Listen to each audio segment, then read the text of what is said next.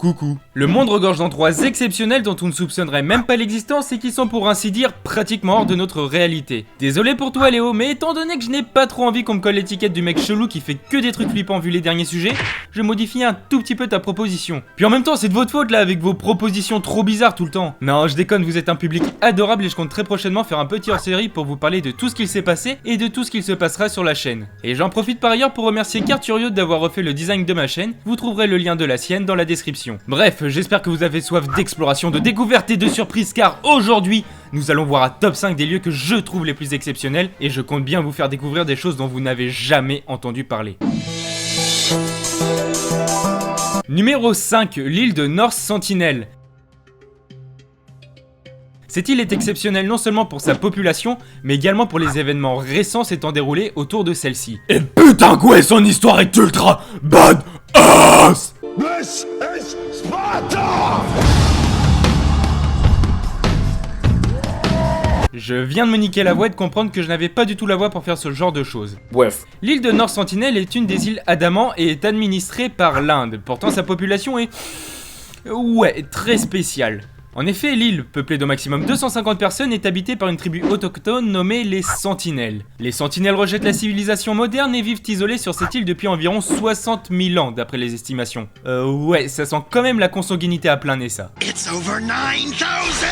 En effet, ils descendraient directement des premiers hommes modernes et seraient arrivés d'Afrique jusqu'à cette île. Ces négritos, ce n'est pas raciste, c'est une ethnie de noirs de petite taille, vivent par ailleurs de la cueillette et de la chasse depuis tout ce temps et ne semblent pas avoir évolué depuis ces 60 000 dernières années. Pour ainsi dire, ils connaissent le feu, mais ne savent pas le faire. À vrai dire, je pense que n'importe qui d'entre nous ne saurait pas faire de feu. Et arrête de mentir, tu sais pas le faire parce que tu sais allumer une allumette. En plus d'être sous la protection de l'Inde, ils sont d'ailleurs particulièrement hostiles et tuent les hommes extérieurs à leur tribu à vue. Ils vont même jusqu'à tirer des flèches sur les hélicoptères passant au-dessus de l'île, c'est-à-dire le level d'hostilité.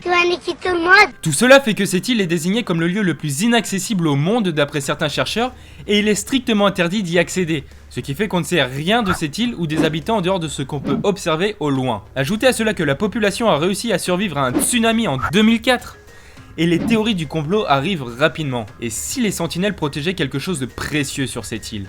Chose que je ne pense absolument pas, je pense qu'ils sont juste paumés. Numéro 4, les caves de Kabayan. À Kabayan ou Kabayan, je ne sais pas, une municipalité située aux Philippines, il ne fait pas très bon vivre. Enfin, j'imagine car bon, il y a des milliers de corps momifiés dans des grottes souterraines.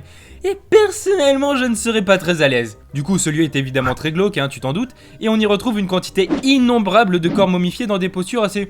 oui, étrange, et c'est lié à un processus original de momification. Effectivement, une fois la personne décédée, on l'a momifiée juste après lui avoir fait boire une boisson très salée. Par la suite, le corps était lavé et de la fumée de tabac était insufflée dans la bouche de la momie, afin de sécher le corps et les organes internes. Tout cela fait que ces momies vieilles de plusieurs siècles sont parmi les mieux conservées au monde. Alors évidemment, les réputations se font vite et les rumeurs courent facilement. L'endroit a très rapidement acquis la réputation de lieu excessivement hanté, et cela est renforcé par les labyrinthes que constituent les grottes. Entre murs de crâne, jeux d'ombre et momies étrangement positionnées, il ne suffit que d'un peu d'imagination pour avoir peur. En même temps, imagine tu visites le truc, car oui, le site est ouvert au public, t'as l'impression d'être perdu, et t'as ce connard de Brandon qui part se cacher pour te faire croire qu'il a disparu. Je suis Brandon le connard. Tu te retrouves seul face à des crânes et des momies hyper bien conservées.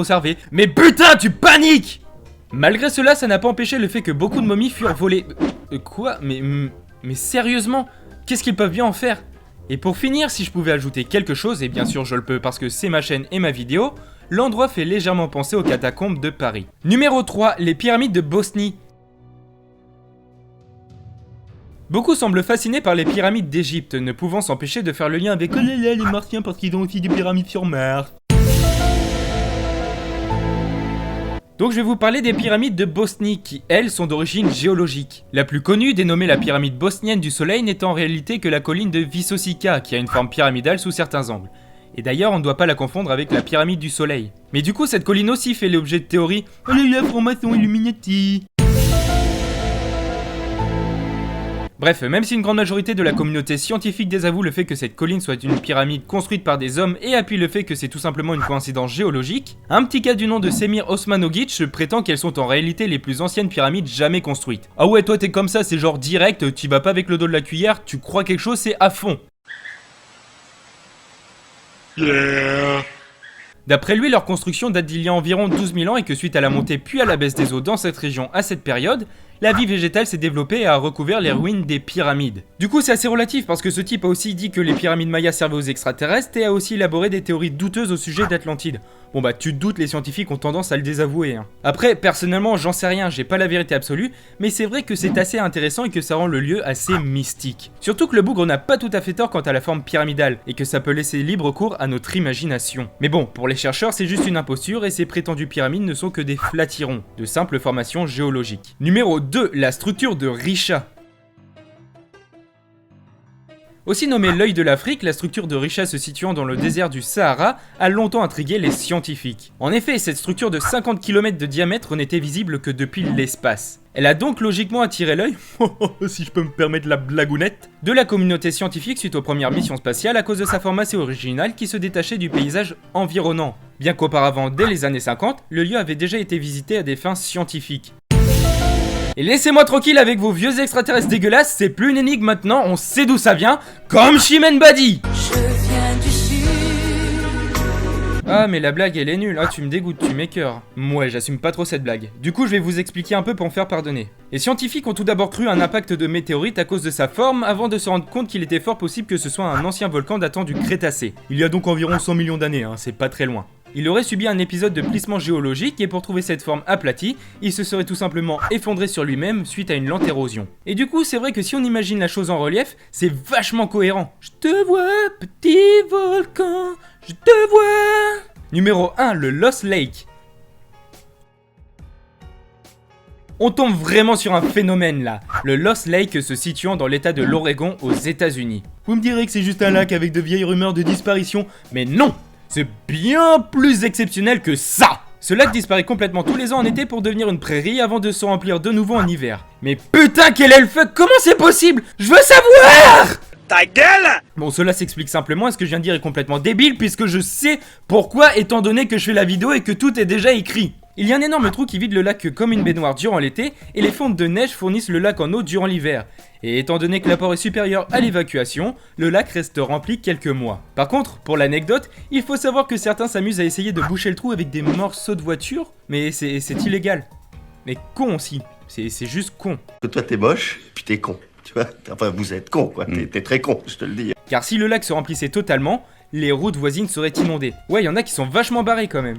Ce trou vit dans le lac existerait depuis fort longtemps et le lac se viderait et se remplirait donc ainsi depuis la nuit des temps. L'eau alimenterait donc en passant par un tunnel souterrain formé par de la lave, une nappe phréatique. Le tunnel formé par de la lave, quant à lui, serait totalement commun en Oregon et serait dû au paysage volcanique de la région. Et c'est avec tous ces lieux qu'on peut se rendre compte que Mère Nature nous pose des mystères tout aussi magnifiques qu'exceptionnels. Car ces endroits sont loin d'être les seuls à sortir de l'ordinaire, ce sont juste mes préférés. J'espère que cette vidéo t'a plu et si c'est le cas, partage-la, ça me motive à en faire plus et ça permet à la communauté de s'agrandir. Ouais, surtout que bon, tes amis ont bien le droit de voir ces lieux aussi. Derrière, tu peux me laisser aussi un like et t'abonner à la chaîne, ça me fera toujours énormément plaisir. Vous êtes par ailleurs de plus en plus à me rejoindre et vos propositions sont de plus en plus nombreuses. Je les note toutes, mais sachez que je ne pourrai pas toutes les faire. Désolé. Sur ce, Au revoir mes cochons.